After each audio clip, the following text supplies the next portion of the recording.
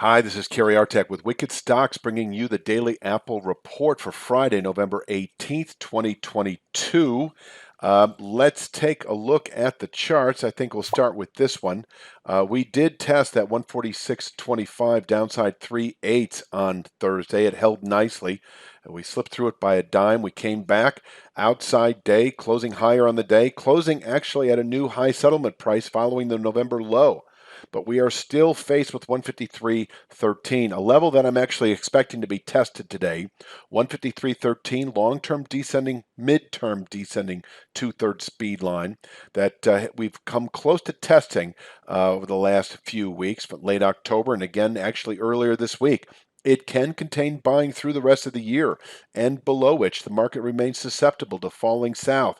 Below these lows, back to down to 124.31 perhaps by the end of the year.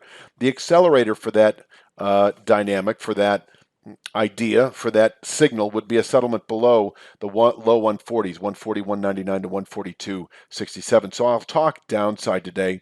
You know that if we do happen to,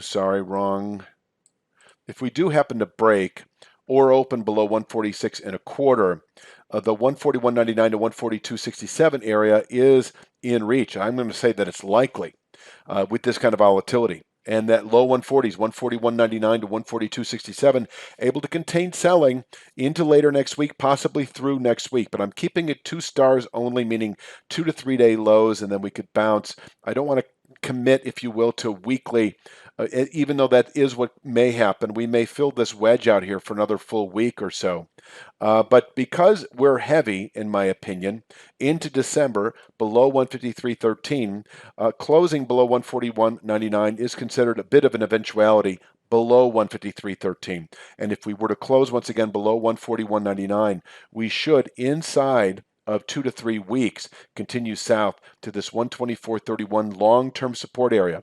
Just so you know, a wickedstocks.com membership delivers regular daily video analysis in the SPY and Triple Q, weekly video analysis in the S&P 500 index, the NASDAQ 100 index, and a U.S. Treasury ETF, and 2 individual stock pick videos every week. Check out our other content by clicking the link below. So holding below 153.13, once again, 124.31 in reach over the next month or two, where I might add, we can put out a long-term low. And by long-term, I'm talking at least through the first quarter of next year and quite possibly into later 23. This is bottom-picking territory. This is the weekly chart. The same formation on the weekly chart is 124.37. We've got a rising two-thirds speed line at 117.48. So this zone able to contain selling well into next year if tested. And once again, it's in reach by the end of January or sooner below 153.13, and by the end of the year or sooner below 141.99. Let's talk upside today, that if we do happen to push or open above 153.13, that 157.51 formation is likely. And as I've been framing the 3 to 5 week dynamic, it remains heavy below 153.13 and then clearly bullish above 157.51. So closing above 153.13 is a buy signal on one count, but really I'm not comfortable recommending playing the long side through the rest of the year unless we were to close above 157.51. Ideally, both would happen at the same time, and then there's no question in terms of the expectations, which would be 179.75 by the end of the year. Over the next 3 to 5 weeks, we should then continue into the upper 170s, low 180s, where we can top out through Q1 and fall off. And if settled above this zone, we've got a significant long-term buy signal that should play out into later next year. And we'll be covering that very closely, of course.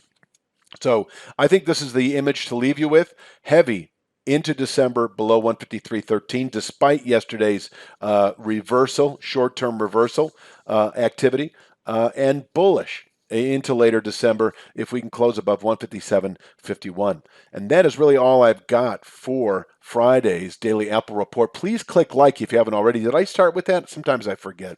If you would, please click like each and every time you watch the Daily Apple Report. It helps us out a great deal in being found on YouTube with regard to their algorithms.